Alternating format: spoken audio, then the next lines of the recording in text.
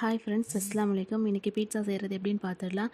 First time pizza சாப்பிடும்போது என்னோட reaction காக்கா முட்டை படத்தில் வர மாதிரி, இதுக்கு எங்கள் ஆயா சுட்டு தந்த தோசையே நல்லா இருந்துச்சு, அந்த மாதிரி தான் இருந்துச்சு.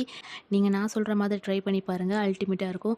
இது எங்கள் சாச்சி எனக்கு சொல்லி தந்த ரெசிபி. பீட்சா அடியில் வைக்கிற பன் கிடச்சா ஓகே, இல்லைனா உங்களுக்கு எந்த அளவுக்கு கீழே உள்ள பேஸ் வேணுமோ அந்த அளவுக்கு மாவை எடுத்து அதில் ஒரு அரை ஸ்பூன் சீனி, 1/4 ஸ்பூன் உப்பு, அப்புறம் கொஞ்சம் பால் சேர்த்துக்கோங்க. உங்களுக்கு பேக்கிங் சோடா வேணும்னா சேர்த்துக்கோங்க, நான் சேர்க்கல. இப்போ எல்லாத்தையும் நல்லா மிக்ஸ் பண்ணி தண்ணி வேணும்னா சேர்த்துக்கோங்க. கடைசியில் லைட்டாக ஆயில் ஊற்றி மிக்ஸ் பண்ணி 1 ஹவர் ஊற வச்சுக்கிறேன். இப்போ வெங்காயம், தக்காளியில் உள்ள விதை பக்கத்தை நீக்கி எடுத்து வச்சுருக்கேன். அதில் மிளகுத்தூள், உப்பு போட்டு மிக்ஸ் பண்ணிக்கிறேன். மாவு நல்லா ஊறிட்டு அதை ஒரு பிளேட்டில் வச்சு ஸ்ப்ரெட் பண்ணிக்கிறேன். பேனில் லைட்டாக ஆயில், பட்டர், கீ என்ன இருக்கோ அதை சேர்த்து அந்த பேஸை எடுத்து லைட்டாக இப்படியும் அப்படியும் போட்டு எடுத்துக்கிறேன். இப்போ டொமேட்டோ சாஸ் போட்டு நல்லா ஸ்ப்ரெட் பண்ணிக்கிறேன். வெங்காயம், தக்காளி மிக்சரை எடுத்து வச்சு அதுக்கு மேலே கேப்சிகம், நெக்ஸ்ட் சிக்கன் கிரேவியில் உள்ள சிக்கனையும் சேர்த்து பிச்சு போட்டு வச்சுருக்கேன்.